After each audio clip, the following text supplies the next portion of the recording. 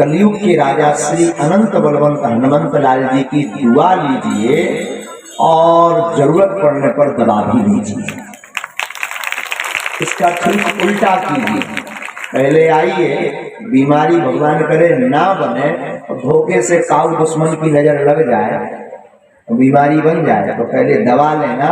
जब दवा में चूरन चटनी में ठीक ना हो तो 4 छिड़ियां चढ़ के मंदिर पहुंच जाना, तो बालाजी की दुआ लेना। लेकिन ये दोनों भी कई बार फेल हो जाती हैं। आप कहेंगे कैसी उल्टी बात करते हैं? हाँ, जिसे मैं की हवा लगी, जिसे मैं की हवा लगी, उसे न दुआ लगी न दवा लगी। ये दोनों भी कई बार शून्य हो जाते हैं। तो आप लोग और हम बड़े भाग्यशाली हैं। हनुमान जी ने एक और बड़ी कृपा समाज सेवा के लिए धाम पर की। मध्य प्रदेश शासन के द्वारा बागेश्वर बालाजी के प्रिय और पन्ना जिले के जो प्रभारी मंत्री हैं श्री राम किशोर कावरे जी, आपने जो कार्य किया आज तक के इतिहास के लिए, धाम के लिए बहुत अद्भुत कार्य किया है। इसलिए दोनों करतल ध्वनि से जय श्री राम जरूर जोर से बोल दीजिए। जय श्री राम। बागेश्वर धाम पे विकास तो हो, पर तुम्हें स्पीड में पहली बार आओ। हाँ, काम तो बहुत बड़े, बहुत काम है।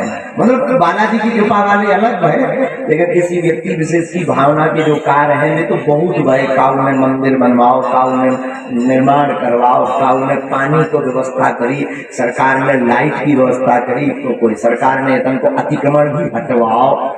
जो व्यवस्था तो खूब गई, लेकिन पहली बार इतनी स्पीड से जो काम हुआ है वो आपके कारण और बालाजी की कृपा के कारण आयुर्वेद के लिए औषधालय बना, अद्भुत सराहनीय है, जिसमें आपका पूर्ण सहयोग और पूरे सागर संभाग के जो प्रभारी है मिश्रा जी, आपके ऊपर बालाजी की बड़ी कृपा, और हमारे पन्ना जिले के हमारा ही परिवार, कलेक्टर महोदय और वहाँ के पुलिस अधीक्षक महोदय, आपके लगनता से और धाम के प्रति, बालाजी के प्रति भाव से आज बागेश्वर धाम से निरंतर समाज सेवा चलती है।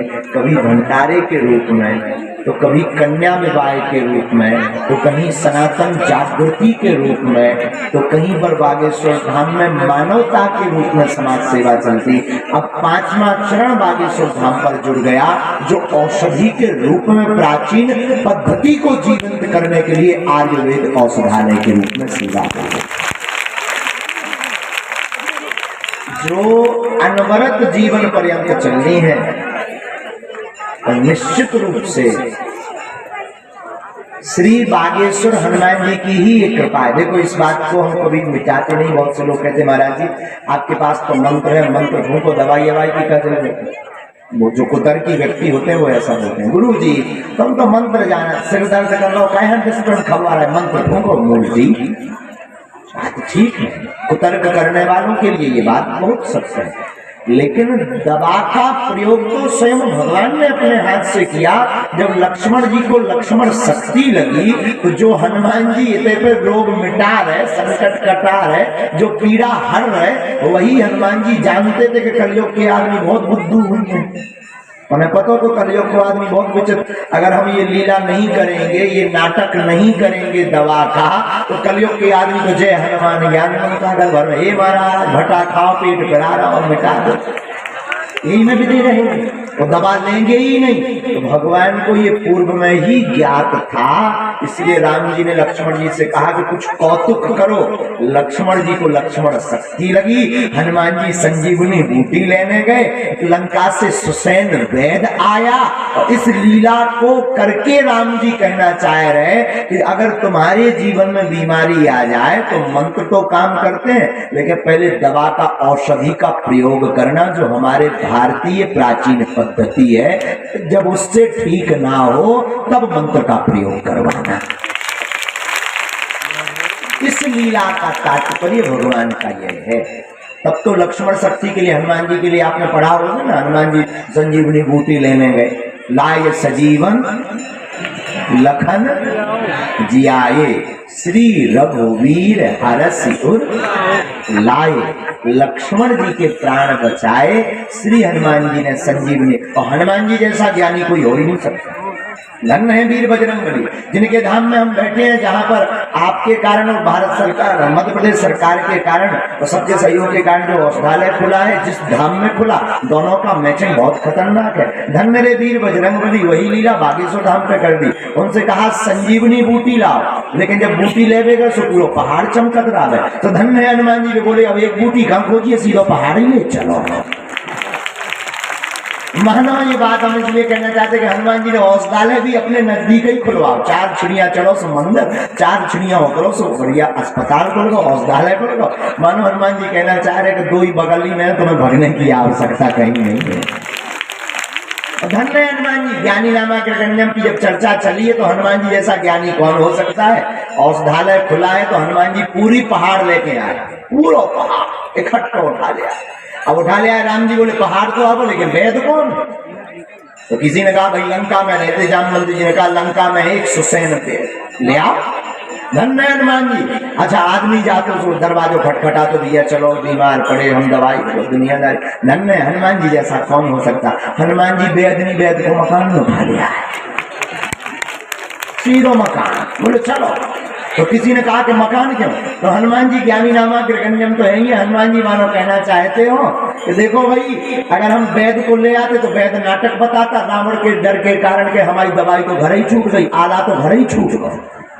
तो 3 तेरा के न जाने कौन कौन और कह देता। और शायद हो सकता रावण जागृत हो जाता तो रावण सेना भेज देता कि मकान से निकल लेना पाए वैद, एक ही वैद है, निकल लेना पाए बाहर, लग जाओ दरवाजे पे। हनुमान जी बोले मकान ही ले चलो, सो ढूंढत रहे, जब मकान ही नहीं है रखवाली किसकी करेंगे।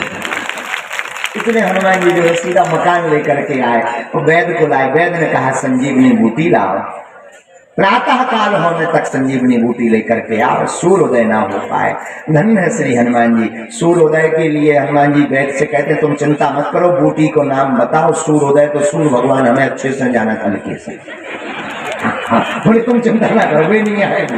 वैद कहता है, बोले और तो ठीक है। वैद को बताता कि जो कौन बूटी हमने बहुत दूर है, बोले इन्हें बचना है नहीं, तो बोले बूटी ले आओ, लेकिन एक शर्त है, संजीवनी बूटी लाना सूर्योदय के पहले। हनुमान जी बोले उसकी चिंता ना करो, टाइम बाउंडेशन हमारी लाइफ में है ही नहीं है। बोले मतलब? बोले सूर्य भगवान जानते हैं कि हमने बचपन में नाश्ता में उन्हें लील लो तो बाल समय रवि भक्ष लियो तब तीनों लोक भयो हथियारो, ताहि सो त्रास भयो जग को यह संकट काहू सो जात न टारो, देवन आने करी विनती तब छाड़ दियो रवि कष्ट निवारो, को नहीं जानत है जग में कपि संकट मोचन नाम के हारो। तो हनुमान जी कह रहे वैद से कि तुम चिंता मत करो, सूर्य भगवान नहीं आएंगे हमारी बिना परमिशन के, लेकिन इन्हें अगर आएंगे तो पहली बार में नाश्ता आप सीधो हम डिनर लेने ले जाइए। तो श्री हनुमान जी महाराज राम का नाम लेकर के राम काज करवे को आते। हनुमान जी महाराज संजीवनी बूटी को लाते हैं, और बूटी लाते हैं तो देखो जिंदगी में यही होता है। जिंदगी में व्यक्ति अस्पताल जाना चाहता है पर कुछ कान फूकने वाले, किसी को सांस काट ले, ये बहुत बुद्धि की बात है। और ऐसा अगर हम कहेंगे तो कई लोगों को बुरा लगेगा, पर क्षमा करना। सांप काटता है व्यक्ति को तो व्यक्ति कान भरता है कालनेमी जैसे। अरे डॉक्टर के पास कहाँ जा रहे हैं, पहले झड़वा लो, पहले फूंक करवा लो। मंत्र हैं, हम मंत्र के विरोध में नहीं है, पर वो मंत्र बोलने वाले नहीं बचे हैं। ऐसे ही हनुमान जी जब बूटी लेने जा रहे हैं तो कालनेमी सीताराम सीताराम सीताराम मंत्र गा रहा है कि कहाँ जा रहे हैं, रुक जाओ। कालनेमी का मतलब भी चक्र है, और आज के समय में भी बीमारी हो जाए तो किसी के कानों के चक्कर में मत पड़ो, पहले दबा लो, जब दवा से ठीक ना हो तब हनुमान जी के चरणों में आकर दुआ ले लो। वही हनुमान जी के जिंदगी में हुआ। हनुमान जी गए काल में, बोलो सीताराम सीताराम, राम कथा सुनो राम कथा सुनो। हनुमान जी ने देखा कि एक बढ़िया वन, बढ़िया मंदिर, कोई साधु कथा कर रहा है, सुन लेना चाहिए। हनुमान जी राम कथा में फंस गए, चूंकि रावण का भेजा हुआ काल नेमी था। रावण ने कहा था कैसे भी रास्ता रोको, काल नेमी तो कह रहा था कि किसकी रास्ता, बोले हनुमान की, बंदर है हनुमान उसकी। काल नेमी जब आने लगा तो बोला वैसे नाम सुना सुना लगता है, कभी सुना है इस नाम को? रावण बोले सुना होगा, लंका में जो पहली बार आए थे। बोले अच्छा, बोले हाँ। काल नेमी बोले जब तुम नहीं रोक पाए, जिसकी रास्ता रोकने को तुम कह रहे लंका में आओ, आया तो था वो बंदर, तुम क्यों नहीं रोक पाए? दूसरे गांव गए थे क्या? रावण बोले दूसरे गांव तो नहीं गए थे तो वहीं। बोले जब तुम नहीं रोक पाए तो हमें तो रोक नहीं पाना है। लेकिन रावण भी बुद्धिमान था, बोले तुम राम कथा गाओ। राम कथा काल नहीं जाता है, हनुमान जी रुक जाते हैं। लेकिन ये जिंदगी में हम आपको बताना चाहते हैं, हनुमान जी सदगुरु है। सदगुरु वैद वचन विश्वासा। जिंदगी में वैद भी हो तो गुरु जैसा वैद हो, और जिसकी जिंदगी में वैद गुरु के जैसा होता है, सच्चे वो वैद गुरु तीन जो प्रिय बोले भय आस, राज धर्म तन तीन कर होए बेग ही नाश।